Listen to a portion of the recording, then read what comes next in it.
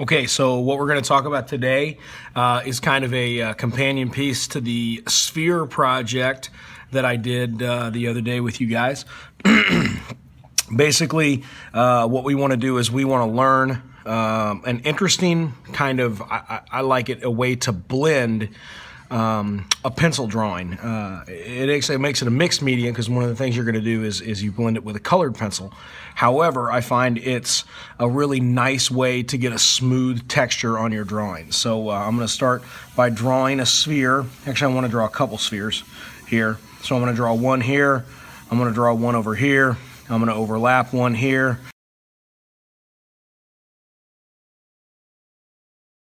Simple idea. And then we've got a light source that's over here. And of course, as with most people, we don't like to draw the sun like this, but it helps us understand where the light moves to. And a quick review of the last project, the idea is we want to put a small dot in the middle of each sphere. And that dot is going to help us understand where the center point of the light is. Now, I'm not doing super realistic shading here. All we're doing is we're learning the concepts of shading a form. We're not getting into things like core shadows. We're not getting into occlusion shadows.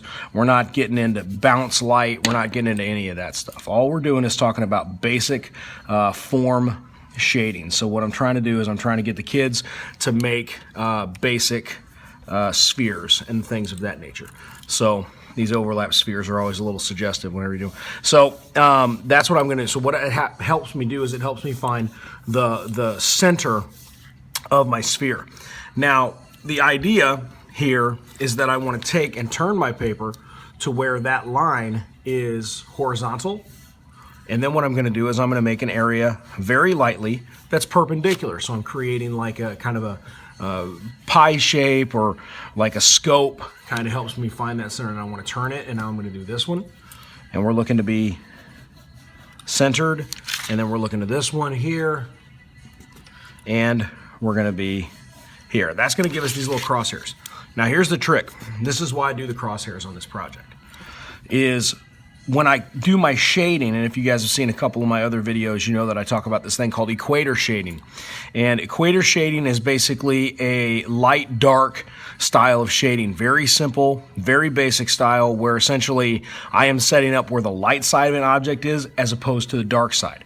So what I want to do is I want to create a little crescent moon shape right through here that touches on this horizontal, or excuse me, this vertical center line, curves evenly through the horizontal line, and then curves back and touches there. So it gives me an even curve to shoot for.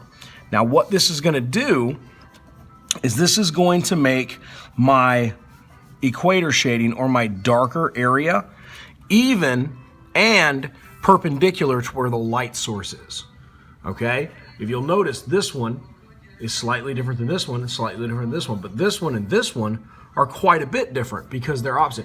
If I had one that was way over here, you would see that that half moon would be on the opposite side, and that has to do with where the objects are in relation. So this is a really good way to get young children able to see that the light source stays the same, but the shadow moves. So that's a tricky little thing for young people to understand.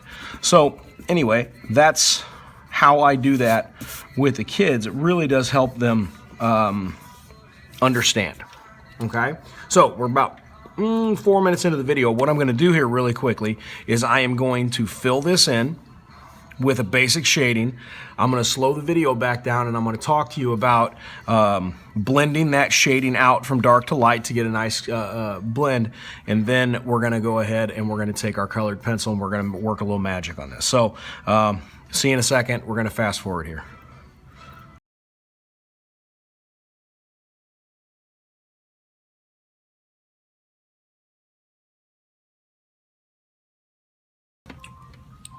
All right, so thanks for sticking with me this long.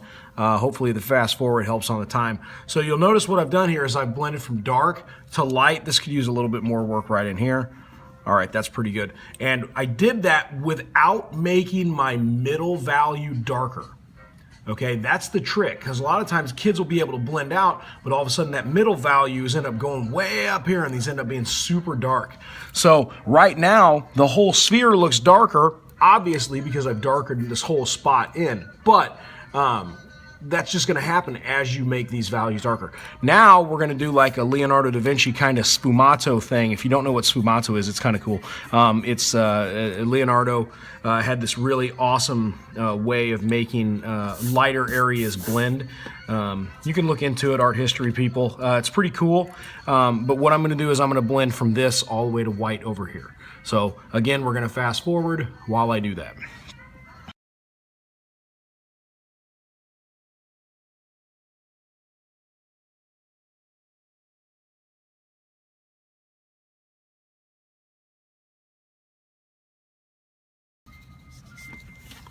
All right, cool.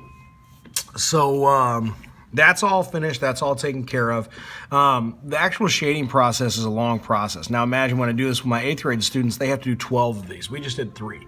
So with the 8th graders, we're looking at, you know, an hour and a half or so worth of work to finish this project. Now I don't know if you could tell when I fast forward, I did little corrections here and there on the form and the shape. It all ends up being pretty nice.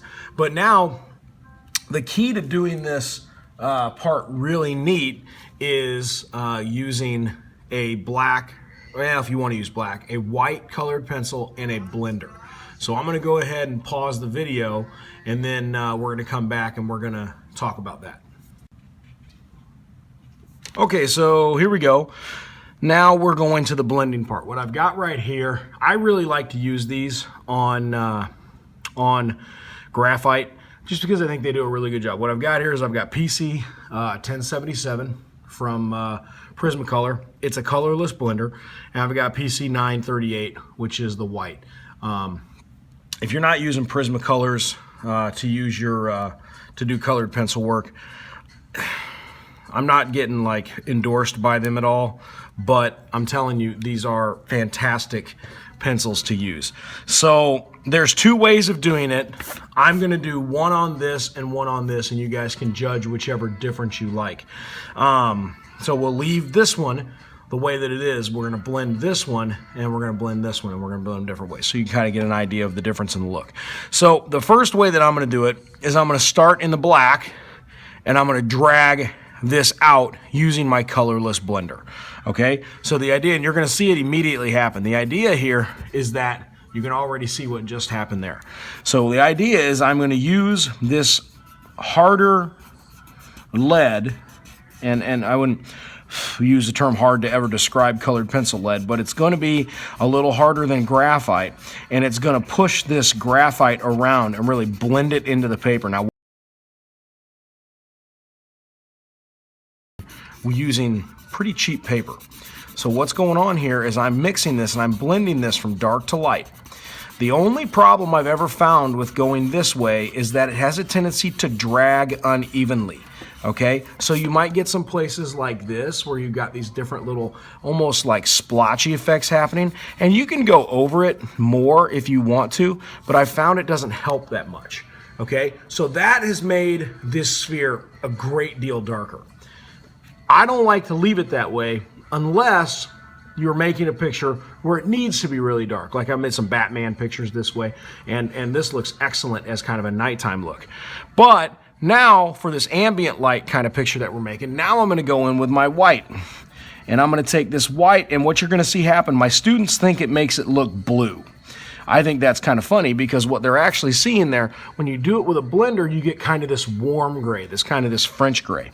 And what happens with the white, when you go over it with the white, it's going to blend that French gray out, and it's going to make your gray a little cooler looking. Okay, so because it really truly gives you a gray, and I think it's just very fantastic looking. So the more we work the surface of this, the smoother it's going to get. And it's also going to lighten this. So where we thought this was dark before, Now we're going to get much lighter. And if you really want to do some work, what you can do is go back in and you can add things like bounce light, and you can add things like different little highlights here and there. If you want to add a hot spot, you can add a hot spot, a really good hot spot right here. Say that right here you want a hot spot. You can just go in and work the surface until you get a good hot spot. So you can get an idea now. This has the same feel as these do. It's a little bit sharper though, because we have smoothed this out and it's gotten rid of a lot of this kind of texture of the shading. So it's got kind of a mottled look. I love this look when I'm doing skin tones and things like that. I probably wouldn't go this dark for skin tones, but I just really enjoy this look. So that's one way to do it. And the other way to do it is to start with your white. Now what I'm going to do is I'm going to turn this paper because I want to be comfortable. The more comfortable that my hand is when I work, the longer I can work. So now I'm going to do exactly the opposite. Now I'm going to make sure the tip of my colored pencil is cleaned off, because the colored pencil will pick up some of that graphite. And if you go in a lighter area and start with, you'll have a big dark streak. So that's a common mistake.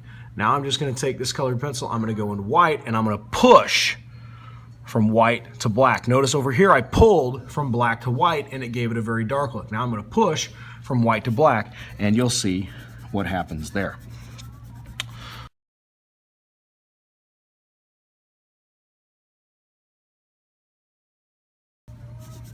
And you can see maybe a little bit, it's these middle tones that end up being a little lighter.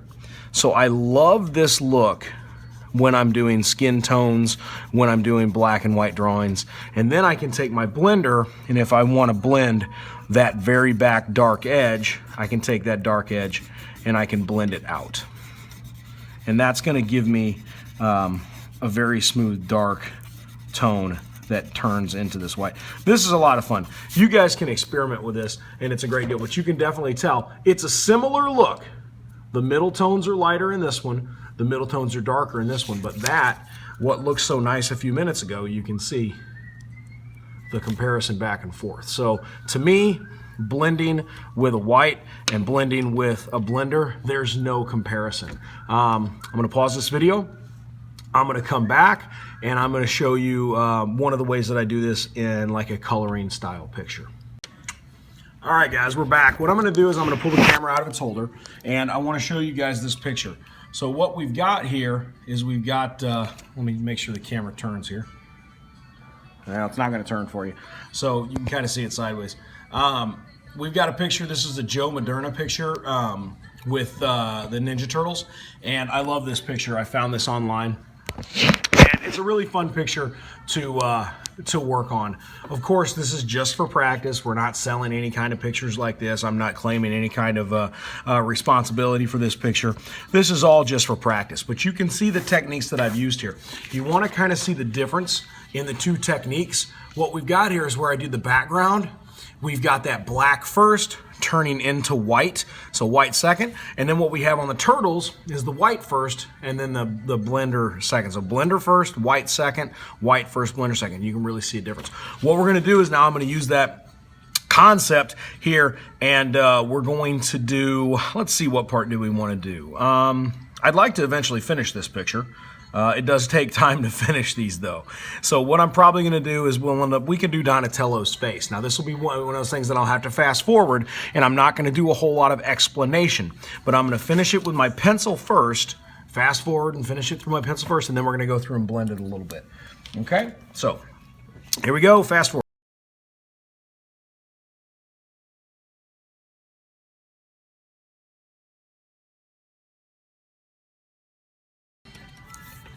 Okay, cool.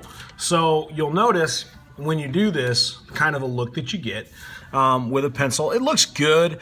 I like it, but I find that using the blenders just enhance the picture. Kind of the process that I'm going to go through here is I'm going to blend. I'm going to blend with my white, and then I might go back in and tighten up some of the dark areas with my pencil, and then I'll blend those back out.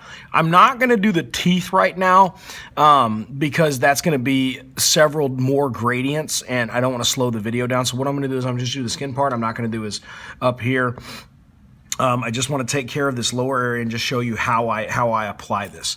Okay, so here we go. I'm going to use my white, and I'll explain this first top part here in his cheek, and then I'll fast forward and you can kind of see the rest. So I'm a paper turner, so I'm going to turn my paper. So but they really enjoy it. So one of the things that I left out in the explanation of this is that you have to make sure that you fill in the black areas of the drawing. So what would be the heavy inked areas, you want to fill those in with pencil lead. If you don't fill those in with pencil lead, you'll get some white in the areas that need to be black, and it has just a really weird look. So what we want to do is I want to go back in, I want to go ahead and make sure that all that stuff's filled in, and we'll fast forward and I'll show you the finished product.